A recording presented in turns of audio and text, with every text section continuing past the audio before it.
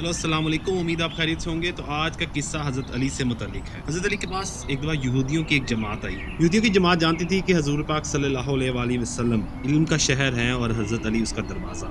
تو یہ نادان یہ سمجھ کر آئے تھے کہ اگر کسی طرح ہم نے حضرت علی کو علمی میدان میں شکست دے دی تو اس سے مسلمانوں پر بہت غلط اثر پڑے گا۔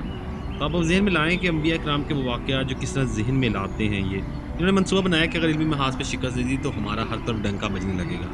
اب بات یہ تھی کہ وہ منصوبہ یہ بنایا کہ اب انہوں نے جو سوال کرنے تھے وہ سوال قرآن پاک سے نہیں بلکہ ان کی کتاب توریت سے کریں گے۔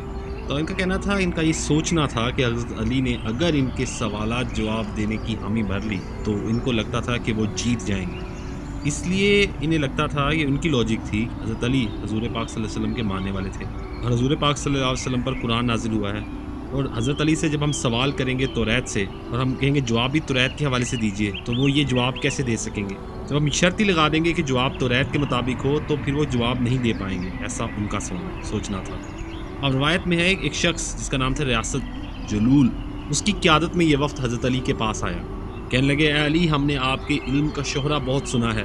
حضرت علی نے فرمایا، اچھا تو پھر کیا اس کی تصدیق کرنے آئے ہو؟ انہوں نے کہا، ہم چند سوالات کرنا چاہتے ہیں، توریت سے کریں گے، اور اگر آپ نے سب کے سامنے، تنہائی میں نہیں سب کے سامنے ہمارے سوالات کے جواب دے دیے تب ہم آپ کو باب العلم مان لیں گے۔ حضرت علی مسکرائے، کہا کہ منظور ہے، جہاں سے چاہو جیسے چاہو سوال کرو، ہر سوال کا جواب مل جائے گا۔ حضرت علی نے اس کے بعد کہا کہ اگر میں تمہارے سوالات کے جواب دینے کے قائل ہو جاؤں، اگر میں نے سوالات کے جواب دے دیے تو کیا تم لوگ اسلام قبول کر لو گے؟ انہوں نے کہا، ہم بالکل قبول کر لیں گے۔ اب وہ یہ سوچ کے آئے تھے کہ سوالات کے جواب دینا ممکن نہیں ہے کیونکہ سوالات توریت سے ہیں جن کا یہ ماننا تھا، ان کو اسلام قبول کرنا ہی نہیں پڑے گا۔ انہوں نے کہا کہ اگر آپ نے سوالات کے جواب دے دیے تو اس بات کی دلیل ہوگی کہ جدھر سے آپ نے علم سیکھا ہے وہ کوئی عام آدمی نہیں بلکہ اللہ کے ہی رسول ہے۔ معاملہ طے ہو گئے، لوگ جمع ہو گئے۔ یہودی علماء جس کے اب یہودی جو لوگ تھے جنہوں نے سوال کرنے تھے، ان کا جو مجمع تھا، انہوں نے فاتحانہ مسکراہٹ کی، بھی انہوں نے سوال نہیں کیے لیکن انہیں لگتا تھا کہ وہ جیت چکے ہیں۔ بے وقوف یہ بھول گئے تھے کہ سامنے فاتح خیبر بیٹھا ہے۔ تو یہودی عالم نے مجمع کی طرف دیکھا اور علم کے تکبر سے بھرپور لہجے میں پہلا سوال کیا۔ پہلا سوال یہ کیا گیا کہ حضرت علی یہ بتائیے کہ وہ کون سی چیز ہے جو خدا کے لیے نہیں ہے، یعنی خدا، وہ چیز جو خدا کے لیے نہیں ہے۔ اب یہ سوال ہوا تو مجمع کا ہر فرد بڑی گہری سوچ میں ڈوب گیا۔ اب مسلمان ہو، اہل کتاب ہو یا کوئی بھی ہو، تو اللہ کے لیے ہر چیز پہ اختیار ہے، ہر چیز اللہ کے لیے ہے۔ تو اب یہ کیسے ہو سکتا ہے کائنات میں کوئی چیز ایسی ہو جو اللہ کے لیے نہ ہو؟ حضرت علی نے مجمع کی طرف ایک نظر دوڑائی تو ریاست الجالول کی آنکھوں میں آنکھیں ڈال کر بغیر کسی توقف کے فرمایا تیرا سوال ہے نا کہ وہ کون سی چیز ہے جو اللہ کے لیے نہیں ہے؟ فرمایا وہ چیز شرک ہے، اللہ کے لیے شرک نہیں ہے۔ اللہ ہر قسم کے چھوٹے بڑے شرک سے پاک ہے۔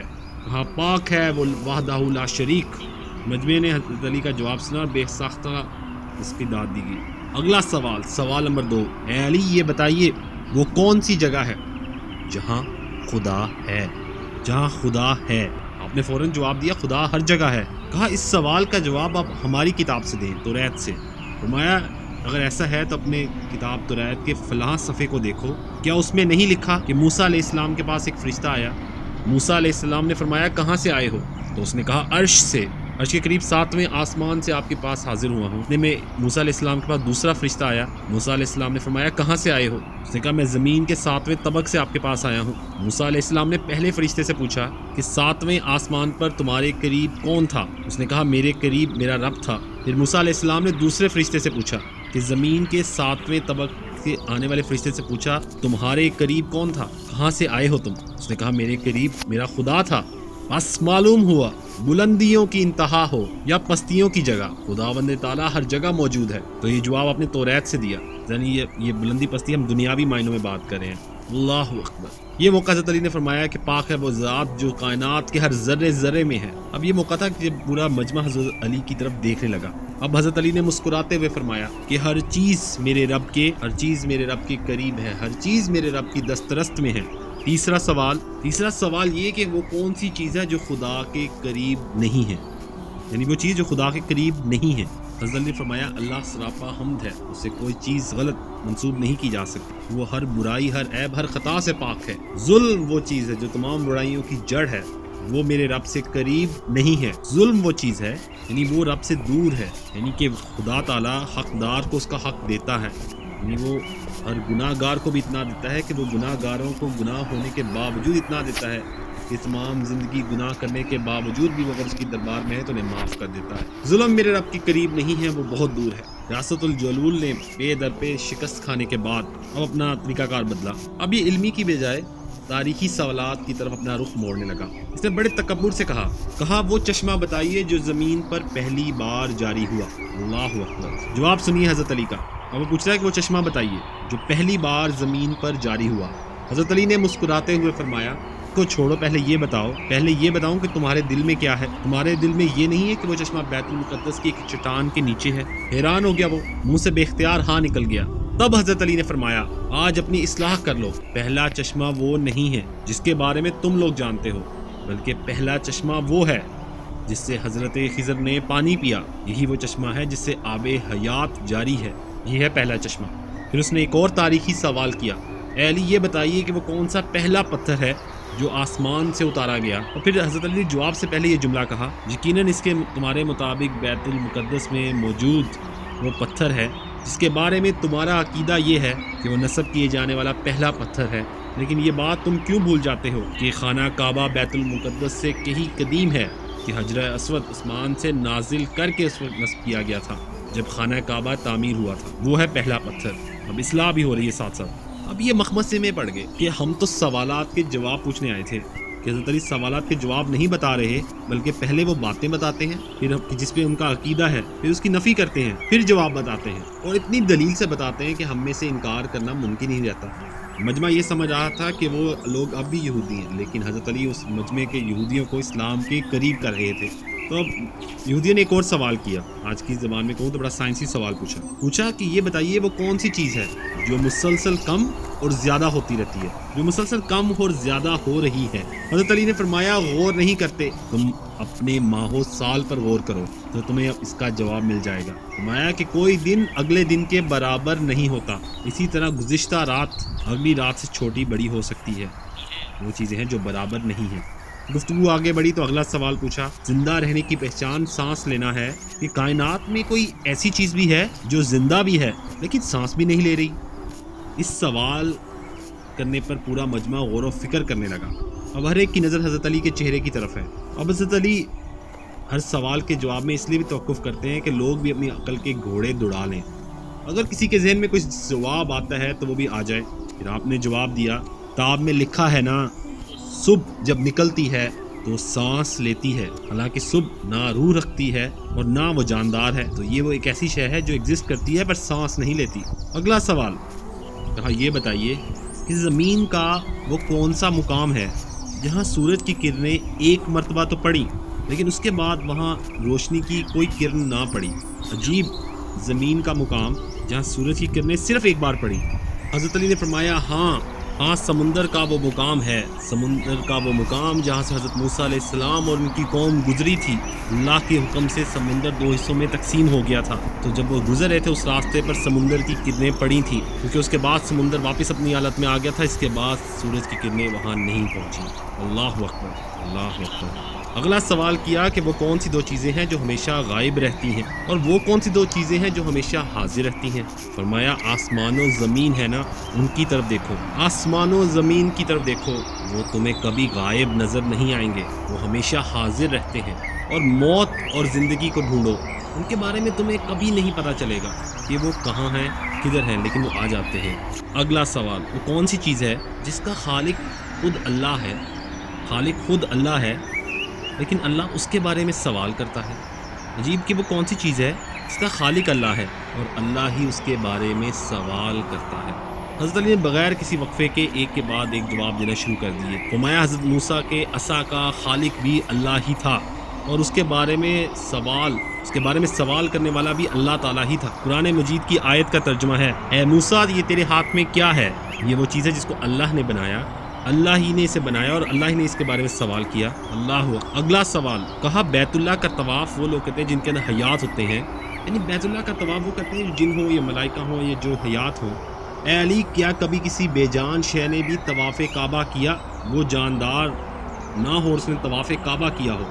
حضرت علی نے جواب دیا ہاں، کہ وہ کشتی نوح ہے کہ اس نے طوفان کے دوران جب وہ اس مقام سے گزری جہاں پر بیت اللہ تھا تو کشتی نے بیت اللہ کا کے 7 چکر لگائے، بے جان چیز ہے پر اس نے بیت اللہ کا طواف کیا۔ اللہ اکبر۔ گفتگو اپنے پیک پہ پہنچ رہی ہے تو اس کو لگا کہ بات بن نہیں پا رہی، اب اس نے اپنا سب سے مختلف سوال کیا۔ اب یہ اپنے طور پہ سوچ بھی رہا ہے کہ اب میں یقیناً کامیاب ہو جاؤں گا، یہ سوال مختلف ہے۔ کہا حضرت علی میں کچھ سوالات پوچھنا چاہتا ہوں۔ اس نے سوال کیا کہ وہ کون سا ایک ہے جس کا 2 نہیں، کون سا ایک ہے جس کا 2 نہیں؟ فرمایا اللہ ایک ہے، اس کا دوسرا کوئی نہیں۔ فرمایا پوچھا گیا کہ وہ کون سے 2 ہیں جس کا تیسرا کوئی نہیں؟ فرمایا دن اور رات وہ ہیں جن کا تیسرا کوئی نہیں۔ پوچھا وہ کون سے 3 ہیں جن کا چوتھا نہیں؟ میں لوح قلم اور کرسی، یہ 3 ہیں ان کا چوتھا نہیں۔ پوچھا وہ کون سے 4 ہیں جن کا 5واں نہیں؟ فرمایا توریت، زبور، انجیل اور قرآن مجید وہ 4 ہیں جن کا 5واں نہیں۔ پوچھا وہ کون سے 5 ہیں جن کا 6واں نہیں؟ فرمایا 5 نمازیں ہیں، فجر، ظہر، عصر، مغرب، عشاء 5 ہیں، ان کا 6واں نہیں۔ فرمایا وہ بتائیں کہ پوچھا 6 بتائیے جن کا 7واں نہیں؟ فرمایا زمین و آسمان 6 دن میں پیدا ہوئے، ان کا 7واں نہیں۔ پوچھا وہ 7 بتائیے جن کا 8واں نہیں؟ فرمایا میرے رب نے 7 آسمان بنائے ہیں جن کا 8واں نہیں ہے۔ پوچھا وہ 8 بتائیے جن کا 9واں نہیں ہے؟ فرمایا عرش کو 8 فرشتوں نے اٹھایا ہوا ہے، ان کا 9واں نہیں ہے۔ پوچھا 9 بتائیے جن کا 10واں نہیں؟ فرمایا اللہ نے فرمایا ہے حضرت صالح کی قوم میں کہ صالح کی قوم میں 9 بڑے کافر سردار تھے، ان میں 10واں نہیں۔ اب مجمع میں عجیب سی کیفیت جاری ہے، وہ سوالات پوچھ رہے ہیں، لوگ جان رہے ہیں، اب اس نے سمجھ نہیں آ رہی کہ وہ کیا کرے۔ اب وہ سوال جاری رکھے ہوئے ہے۔ پوچھا وہ 10 بتائیے جن کا 11واں نہیں؟ فرمایا حج کے موقع پر اگر قربانی نہ ہو تو 7 روزے حرم میں، 3 روزے گھر پہ رکھنے کا حکم ہے، یہ ہے 10 جن کا 11واں نہیں۔ اب وہ سوالات جاری رکھے ہیں۔ پوچھ رہا ہے 12واں بتائیے جس کا 13واں نہیں؟ فرمایا سال کے 12 مہینے ہوتے ہیں، ان کا 13واں نہیں۔ کہا وہ 13واں بتائیے جن کا 14واں نہیں؟ فرمایا حضرت یوسف علیہ السلام نے جب خواب میں دیکھا تھا اس میں 11 ستارے، سورج اور چاند کو دیکھا تھا، ان کے 13 ہیں، ان کا 14واں نہیں۔ اللہ اللہ۔ اسے معلوم نہیں تھا کہ یہ جوابات اسے پتا تھے یا کس طرح پوچھنے لگا ہوا تھا اور کیوں پوچھ رہا تھا۔ حضرت علی جواب دیے جا رہے ہیں، پوچھتا رہا، جواب دیتے رہے، لوگ حیران و پریشان ہوتے رہے۔ اب لوگوں میں بیٹھے ہوئے ایک یہودی نے سوال کیا۔ اب مجمع میں کہ لوگوں کی عجیب و غریب کیفیت ہے۔ ایک یہودی نے سوال کیا، اب یہ ہے حاصل کلام، جو اس پوری بات کا حاصل کلام یہ سوال ہے، اور ان جوابات پر حضرت علی کا جواب دیکھیے گا۔ اب یہ سارا منظر لوگ دیکھ رہے ہیں، حیران ہیں، پریشان ہیں کہ جتنی تیزی سے سوال نہیں ہو رہا اتنی تیزی سے جواب آ رہے ہیں۔ جواب بھی اپنی کتاب سے نہیں توریت سے آ رہے ہیں، اور جواب سے پہلے یہ بھی بتا رہے ہیں کہ مجھے معلوم ہے کہ تیرے دل میں کیا ہے، لیکن اصل جواب تو یہ ہے۔ اب یہودی نے سوال کیا کہ حضرت ہر آدمی دنیا میں سوچ کر جواب دیتا ہے کہ آپ سارے سوالات کے جواب ایسے دے رہے ہیں جسے آپ کو ان کے جوابات ازبر ہوں۔ حضرت علی جواب میں اس سے سوال پوچھ لیا، پوچھا تیرے ہاتھ میں انگلیاں کتنی ہیں؟ اس نے فوراً کہا 5۔ آپ نے بھی کہا، تو نے بھی تو فوراً سوچے بغیر جواب دے دیا۔ اس نے کہا یا علی یہ کیسی بات ہے، مجھے معلوم ہے کہ میرے ہاتھ میں 5 انگلیاں ہیں۔ مسکرا کر حضرت علی نے کہا، فرمایا مجھے بھی یہ سارے علم ایسے ہی ازبر ہیں جیسے تجھے معلوم ہے کہ تیرے ہاتھ میں 5 انگلیاں ہیں۔ کہ حضرت علی کے سامنے سارے راز ایسے ہی کھلے ہوئے ہیں۔ جب تک گفتگو کا آپ حساب نہ پڑھیں، آپ کیوریوسٹی میں ہوتے ہیں، آپ کو تجسس ہوتا ہے، کوئی مجھ سے پوچھے کہ ہاتھ میں انگلیاں کتنی ہیں تو سوچنے کی ضرورت ہی نہیں ہے، پتا ہے سب کو، کیونکہ میرے سامنے کی بات ہے۔ حضرت علی کے سامنے اس انداز میں ہے سارا معاملہ، ضرورت ہی نہیں ہے سوچنے کی۔ گفتگو ختم ہو رہی ہے۔ اس کے بعد ریاست الجلول نے آخری 2 سوال کیے۔ پوچھا کہ آسمانوں اور جنت کا کفل کیا ہے؟ آپ نے جواب دیا شرک۔ کہا شرک سے ان کے دروازے بند ہو جاتے ہیں، آخری جملہ۔ پھر اس نے سوال کیا اس تالے کی چابی کیا ہے؟ فرمایا میرے مصطفیٰ کا عشق ہے اس کی چابی، عشق کا ابتدائی اظہار کلمے سے ہوتا ہے۔ بس حضرت علی نے کلمہ پڑھا، ساتھ ہی کلمے کا سننا تھا۔ یہودی علماء خود ریاست الجلول نے بے اختیار کلمہ پڑھا، سب کے سب دائرہ اسلام میں داخل ہو گئے۔ تو یہ تھے حضرت علی کے سوال، وہ بات۔ اگر آپ کو یہ اچھا لگا تو مجھے ضرور بتائیں۔ اللہ حافظ۔